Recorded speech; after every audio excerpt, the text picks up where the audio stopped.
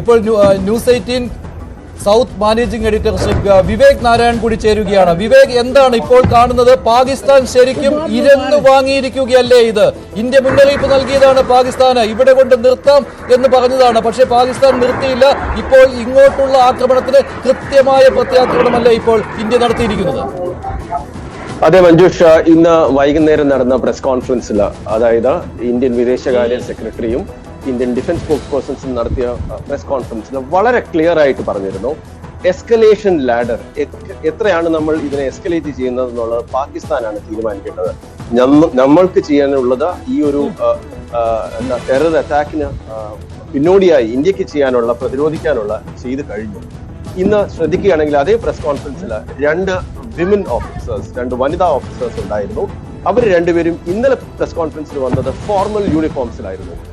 ഇന്ന് വന്നത് ബാറ്റിൽ ഫറ്റീഗ്സ് ഇട്ടുകൊണ്ടാണ്. യുദ്ധത്തിന് പോകുന്നതിന് തയ്യാറെടുപ്പിനുള്ള ഒരു യൂണിഫോം ഉണ്ട്, അതിട്ടാണ് വന്നത്. എയർ ഓഫീസേഴ്സ് വന്നത് വൈറ്റ് യൂണിഫോമിലല്ല, അവരവരുടെ കാമോഫ്ലാഷ് ബാറ്റിൽ യൂണിഫോമിലാണ്.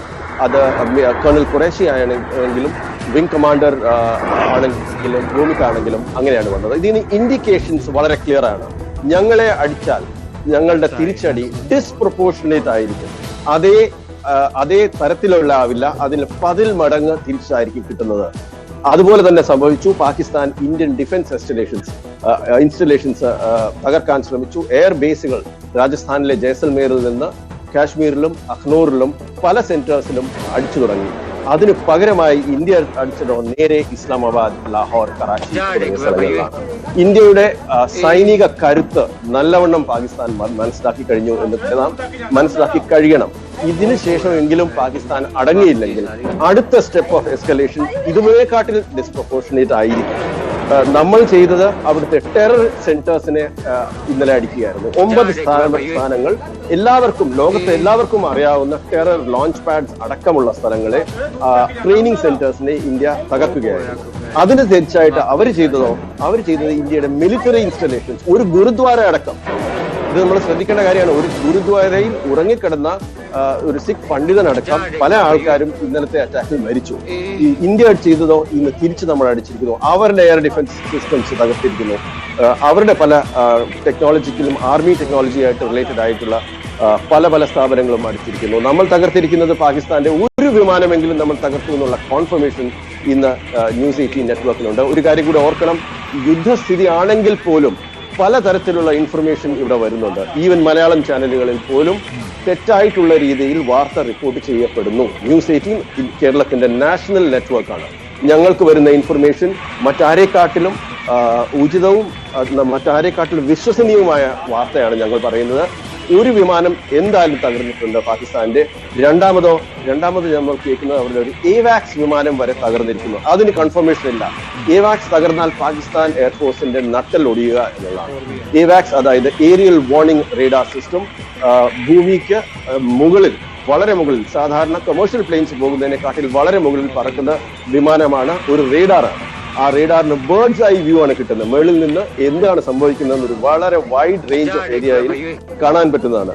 അത് തകർന്നാൽ അതോടെ പാകിസ്ഥാന്റെ നട്ടലൊടിഞ്ഞു. പാകിസ്ഥാന് ആകെപ്പാടെ 4-5 ഏവാക്സ് വിമാനങ്ങളാണുള്ളത്. ഇന്ത്യയെ പോലെ വളരെയധികം ഏവാക്സ് വിമാനങ്ങളില്ല.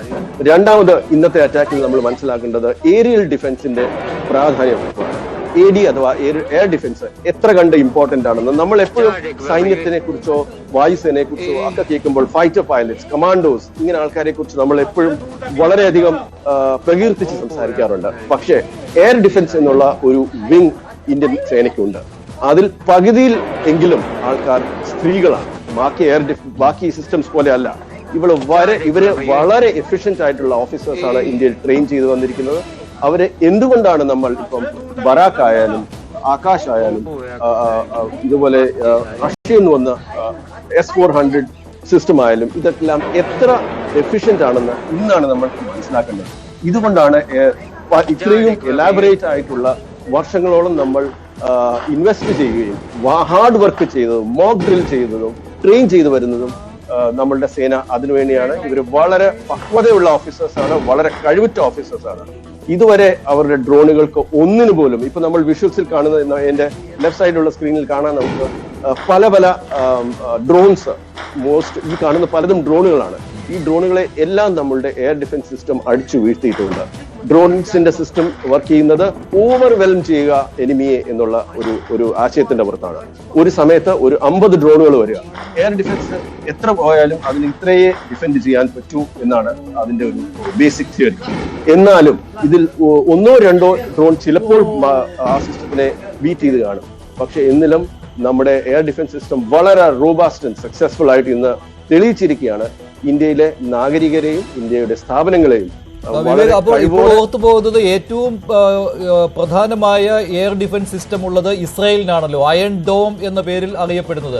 അപ്പോൾ ഏതാണ്ട് ഇന്ത്യയുടെ അയൺ ഡോം ആയിട്ട് പ്രവർത്തിക്കുകയായിരുന്നു S-400-ഉം ആകാശും ഒക്കെ എന്ന് വേണമെങ്കിൽ നമുക്ക് പറയാമല്ലോ. പക്ഷെ മറുവശത്ത് പാകിസ്ഥാനിലെ എയർ ഡിഫൻസ് സിസ്റ്റം തകർന്ന് തരിപ്പണമായി പോയില്ലേ ലാഹോറിൽ? എക്സാക്ട്ലി.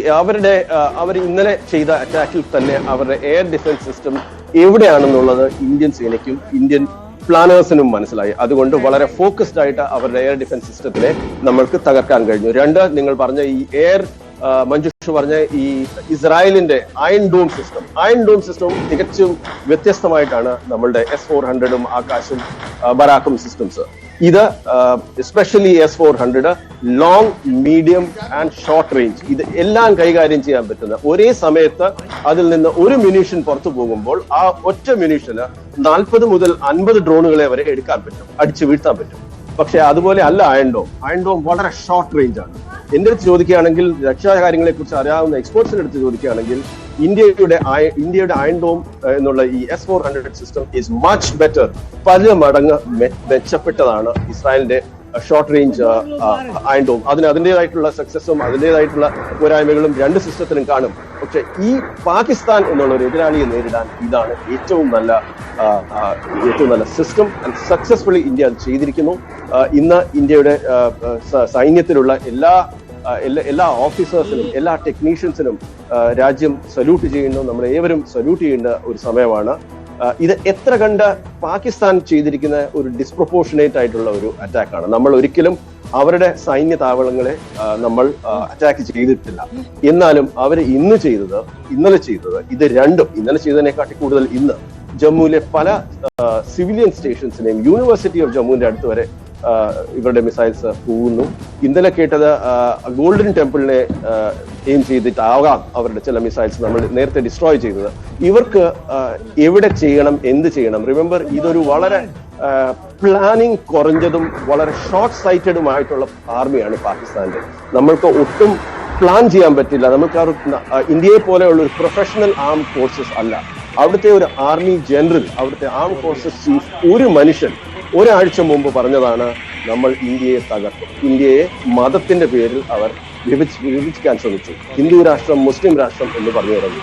അതിനെ എല്ലാം നമ്മൾ തെറ്റിത്തെറിപ്പിച്ച് ആണ് ഇന്ത്യയുടെ സൈന്യത്തിൽ. അസീം മുനീർ ഇരന്നു വാങ്ങിയതാണ് ഇപ്പോൾ ഇന്ത്യ നൽകിക്കൊണ്ടിരിക്കുന്ന ഈ മറുപടി എന്ന് തന്നെ പറയാമല്ലോ. അതായത് ഇന്ത്യ ലക്ഷ്യമിട്ടത് ഭീകരരെ മാത്രമാണ്, പക്ഷേ പാകിസ്ഥാൻ ലക്ഷ്യമിട്ടത് ഇന്ത്യൻ ജനതയെയും ഇന്ത്യൻ സൈനികരെയുമാണ്. ഇതിന്റെ തുടക്കം ആസിഫ് മുനീറിന്റെ അദ്ദേഹത്തിന്റെ പൊസിഷൻ വളരെ ഡേഞ്ചറസ് ആയിട്ടിരിക്കുകയായിരുന്നു. അദ്ദേഹത്തിന് തന്നെ പണി പോകുമോ എന്നറിഞ്ഞില്ല. അതുകൊണ്ടാണ് ഇത്തരത്തിലുള്ള ഒരു ഭീകരമായ ഒരു ഭീരുത്വം നിറഞ്ഞ ഒരു അറ്റാക്ക് അദ്ദേഹം നടത്തിയത്. ചോദിച്ചു വാങ്ങി, ഒന്നല്ല നല്ലവണ്ണം വാങ്ങി, നല്ലവണ്ണം കൊടുത്തു. എന്നാലും പഠിക്കുമോ എന്നുള്ളതാണ്. ഈ 1-2 മനുഷ്യരുടെ, ആസിഫ് മുനീറിന്റെ മേളിലാണ് പാകിസ്ഥാനി പ്രസിഡന്റ്, പ്രൈം മിനിസ്റ്റർ. അവരെ എന്തുകൊണ്ട് പ്രൈം മിനിസ്റ്റർക്ക് അയാളെ കൺട്രോൾ ചെയ്യാൻ പറ്റിയില്ല എന്നുള്ള ഒരു ചോദ്യം. 2, ഈ രാഷ്ട്രീയ ഇച്ഛാശക്തി. ഇന്ത്യൻ ആർമി എന്നും പാകിസ്ഥാനെക്കാട്ടിൽ 10 മടങ്ങ് കഴിവുറ്റ ഒരു ആർമി ഫോഴ്സസ് ആയിരുന്നു. അത് 71-ലായാലും 65-ലായാലും നമ്മൾ തെളിയിച്ചാണ്. 71-ല് അന്ന് റാവൽപിണ്ടി വരെ നമ്മൾ എത്തിയതാണ്. നമുക്ക് പാകിസ്ഥാനിൽ വളരെയധികം അവരുടെ 1 ലക്ഷത്തോളം അവരുടെ സോൾജേഴ്സിനെ നമ്മൾ കീഴടക്കി നമ്മളുടെ ജയിലുകളിലായിരുന്നു. എന്നിട്ട് പോലും രാഷ്ട്രീയ ഇച്ഛാശക്തി ഇല്ലാത്തത് കൊണ്ട് നമ്മൾക്ക് അവിടെ വിട്ടുകൊടുക്കേണ്ട വന്നു. അന്ന് തന്നെ പാക് ഓക്യുപ്പൈഡ് കശ്മീർ നമുക്ക് വളരെ എളുപ്പം തിരിച്ചു വാങ്ങാമായിരുന്നു. ഇന്ന് അത്തരത്തിലുള്ള ഒരു നേതൃത്വമല്ല ഇന്ത്യക്കുള്ളത്. ആർമി ഓഫീസേഴ്സ് പറഞ്ഞാൽ ആം ഫോഴ്സസിന്റെ എന്താണ് താല്പര്യം, അവരെന്താണ് പറയുന്നത് എന്ന് കേൾക്കുകയും അവർ പറയുന്നതിനെ വളരെ കാര്യമായി എടുത്ത് അത് നടപ്പിലാക്കാൻ ഉള്ള ഇച്ഛാശക്തിയുള്ള നേതൃത്വമാണ് ഇന്ന് ഇന്ത്യയുടെ. അതുകൊണ്ട് തന്നെയാണ് ഇന്ത്യയിലെ ഓപ്പോസിഷൻ ഇന്നലെ ഉണ്ടായിരുന്ന രാഹുൽ ഗാന്ധി ആയാലും അസദുദ്ദീൻ ഒവൈസി ആയാലും ഈ സമാജ്വാദി പാർട്ടി നേതൃത്വമായാലും എല്ലാവരും പറഞ്ഞത് നമ്മൾ ഇന്ത്യയുടെ കൂടെയാണ്. പക്ഷെ ഇതേ ഇച്ഛാശക്തി ഇനിയും മുമ്പോട്ട് പോകുമ്പോൾ, റിമെമ്പർ, പാകിസ്ഥാനും ഒരു പ്രൊഫഷണൽ ആർമിയാണ്. ഇന്ത്യയുടെ അത്രയും പ്രൊഫഷണൽ അല്ല, ഇന്ത്യയുടെ അത്രയും കാൽക്കുലേറ്റഡ് ആയിട്ടോ ജനീവ കൺവെൻഷൻ പോലെയോ ഉള്ള കൺവെൻഷൻസിനെ നോക്കുന്ന ആൾക്കാരല്ല. എങ്കിലും അവർ തിരിച്ചടിക്കുകയോ പ്രത്യാക്രമണത്തിൽ എന്നും രണ്ട് സൈഡിലും ലോസസ് വരാം, നാശനഷ്ടങ്ങൾ വരാം.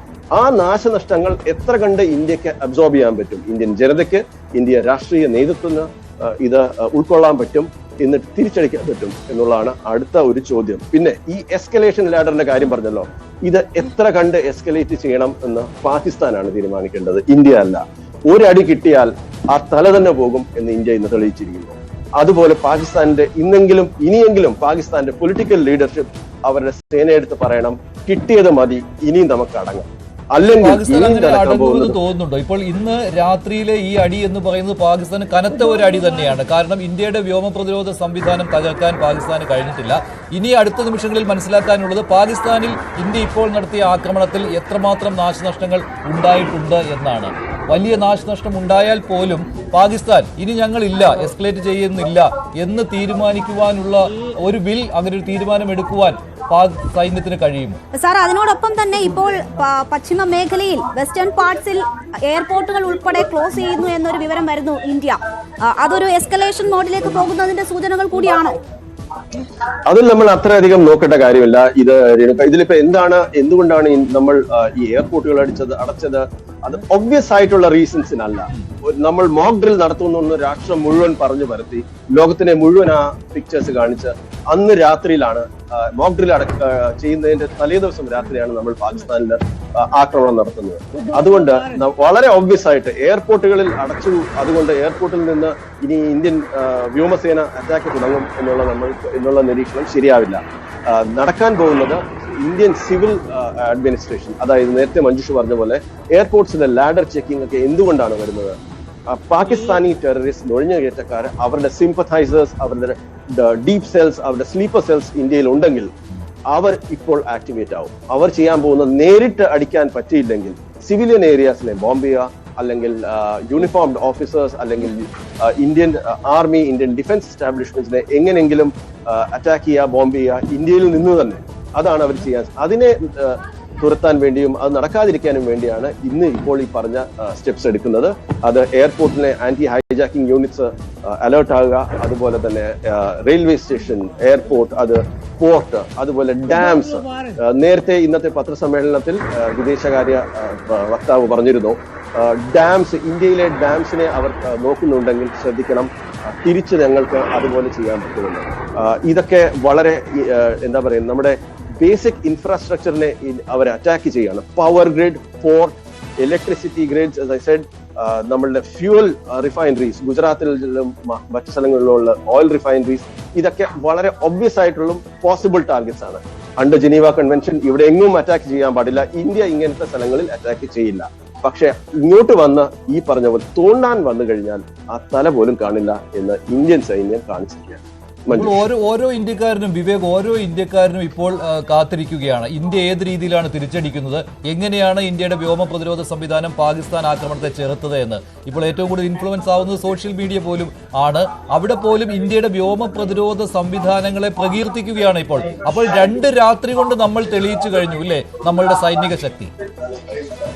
അതെ, ഇപ്പൊ തെളിയിച്ചിരിക്കുന്നത് ഒരു ചെറിയ അംശം മാത്രമാണ്. ഇത് അവരുടെ അടുത്ത് വളരെ ക്ലിയർ ആയിട്ട്, നമ്മളുടെ ശത്രുവിന്റെ അടുത്ത് വളരെ ക്ലിയർ ആയിട്ട് പറയുന്നത്, ഇങ്ങോട്ട് വരരുത്, വന്നു കഴിഞ്ഞാൽ അങ്ങോട്ട് കിട്ടുന്ന ഡിസ്പ്രപ്പോർഷനേറ്റ് ആയിരിക്കും. പക്ഷെ എങ്കിലും ഇന്ത്യൻ സൈന്യത്തിന് എന്നും ഒരു മനുഷ്യത്വപരമായിട്ടുള്ള ആംഗിൾ ഉണ്ട്. ഒരിക്കലും സിവിലിയൻ ടാർഗറ്റ്സ് ചെയ്യാറില്ല. സിവിലിയൻ എസ്റ്റാബ്ലിഷ്മെന്റ്സ് ആയാലും സിവിലിയൻ സ്ഥാപനങ്ങളായാലും എങ്ങും നമ്മൾ കയറി അടിക്കാറില്ല. അതേ റെസ്പെക്ട് ഇന്നും ഇന്ത്യ കാണിക്കും. പക്ഷെ അത് എത്ര കണ്ട്, എത്ര നാള്, എത്ര വരെ, ഇങ്ങോട്ട് എത്ര അടിച്ചു കഴിഞ്ഞാൽ നാളെ രാവിലെ ആകുമ്പോഴേ നമ്മൾക്കറിയാൻ പറ്റൂ ഇന്ത്യയിൽ ഇവരുടെ മിസൈൽ ആക്രമണത്തിൽ സിവിലിയൻസിന് എന്തെങ്കിലും പറ്റിയോ. ഇതുവരെ നമ്മൾ അറിഞ്ഞതനുസരിച്ച് ബാർമേർ ആയാലും ജലന്ധർ, ഇന്ത്യയിലെ ബാക്കി എയർപോർട്ട്സ് ആയാലും ബാക്കി എയർഫോഴ്സ് സ്റ്റേഷൻസ് ആയാലും എങ്ങും കാര്യമായ തകരാറുകൾ ഒന്നും സംഭവിച്ചിട്ടില്ല. പക്ഷെ ഇനിയും മുന്നോട്ട് പോകുമ്പോൾ ഇതിൽ ഏതെങ്കിലും സിവിലിയൻസിന് എന്തെങ്കിലും പറ്റിയിട്ടുണ്ടോ, കുട്ടികൾക്കും ബാക്കി സിവിലിയൻസിനും എന്തെങ്കിലും പറ്റിയിട്ടുണ്ടോ എന്നുള്ളത് സമയം കാലക്രമേണ നമുക്ക് അറിയാൻ പറ്റുള്ളൂ. നമ്മളായി പത്രമാധ്യമങ്ങൾ ചെയ്യേണ്ടത് ആവശ്യമില്ലാതെ സെൻസേഷണലൈസ് ചെയ്യാതെയും വളരെ ക്ലിയർ ആയിട്ട് അറിയുന്ന വാർത്തകൾ റീകൺഫേം ചെയ്ത് ന്യൂസ് 18 മലയാളം പോലെയുള്ള നമ്മളുടെ കേരള ചാനൽ പോലെയുള്ള ഉള്ള സ്ഥാപനങ്ങളും national channels with a direct line to the high command, to the senior leadership of the country, ഈ സ്ഥാപനങ്ങളിൽ നിന്ന് വരുന്ന വാർത്തകൾ മാത്രം വിശ്വസിക്കുക. സാമൂഹിക മാധ്യമങ്ങൾ, വാട്സ്ആപ്പ് ഫോർവേഡ്സ് ഇതൊന്നും വിശ്വസിക്കാതിരിക്കുക. അതിനോടൊപ്പം ചേർത്ത് എക്സിലെ 8000 അക്കൗണ്ടുകൾ ബ്ലോക്ക് ചെയ്തിരിക്കുന്നു. അത് ഗവൺമെന്റ് നിർദ്ദേശം അനുസരിച്ചാണ് എന്നൊരു വാർത്ത കൂടി വരുന്നു. ഇതെല്ലാം ഒരു സ്വാഭാവികമായ നടപടി മാത്രമാണ് ചെയ്യുക. ഇതില് നമ്മൾക്ക് ഇൻഫർമേഷൻ വാർഫെയർ, ഇന്നിപ്പോൾ പാകിസ്ഥാനിൽ കയറി അടിക്കുകയോ അവരെ സ്ഥാപനങ്ങൾ നശിപ്പിക്കുകയോ മാത്രമല്ല, ഇൻഫർമേഷൻ വാർഫെയറിനും പാകിസ്ഥാൻ വളരെയധികം ഊന്നൽ നൽകുന്നു. ഇന്ത്യയുടെ വിമാനങ്ങൾ 5 എണ്ണം അടിച്ചു വീഴ്ത്തി എന്നാണ് ഇന്നലെ അവിടുത്തെ വിദേശകാര്യ മന്ത്രി പറഞ്ഞത്. അദ്ദേഹത്തിന്റെ അടുത്ത് എങ്ങനെയാണ് അതിനുള്ള എന്താണ് പ്രൂഫ് ഉള്ളതെന്ന് ചോദിച്ചപ്പോൾ സോഷ്യൽ മീഡിയയിൽ നോക്കൂ എന്നാണ് പറയുന്നത്. ഇത്തരത്തിലുള്ള ഇറസ്പോൺസിബിൾ ലീഡർഷിപ്പ് ഉള്ള ഒരു രാജ്യത്തെ നമ്മൾക്ക് എങ്ങനെ ചെറുക്കാൻ പറ്റും? ഇന്ത്യ പോലുള്ള ഒരു റെസ്പോൺസിബിൾ രാജ്യത്തിന് അതിന് ഒരു വഴിയേ ഉള്ളൂ, ആ ഇൻഫർമേഷൻ ഫ്ലോയെ ബ്ലോക്ക് ചെയ്യുക. ഓരോ നെറ്റിസനും ഓരോ സിറ്റിസനും ഓരോ രാജ്യത്തിലെ ഓരോ സിറ്റിസന്റെ ജോലിയാണ് ഇത്. നമ്മൾ നോക്കി ഏത് വാർത്തയാണ്, ആർക്കാണ്, എന്താണ് പറയേണ്ടത്. ആവശ്യമില്ലാത്ത വാർത്ത ഫോർവേഡ് ചെയ്യാതിരിക്കുക. സോഷ്യൽ മീഡിയ, എക്സ് തുടങ്ങിയ സോഷ്യൽ മീഡിയ യൂസ് ചെയ്യുന്നവർ അതുപോലെ ശ്രദ്ധിക്കുന്നതും റെസ്പോൺസിബിൾ. നമ്മൾ യൂണിഫോംഡ് ഓഫീസേഴ്സ് മാത്രമല്ല, ഇതുപോലെ സിവിൽ ഡ്രസ് ഇട്ടിരിക്കുന്ന നിങ്ങളും ഞാനും അതുപോലെ തന്നെ റെസ്പോൺസിബിൾ ആണ് രാജ്യസുരക്ഷ എന്നുള്ള ഒരു ഓർമ്മ എല്ലാവരുടെ മനസ്സിലുണ്ട്. ശരി, വിവേക് നാരായണനാണ് സംസാരിച്ചത്. അദ്ദേഹം ന്യൂസ് 18 സൗത്ത് ഇന്ത്യ മാനേജിംഗ് എഡിറ്ററാണ്.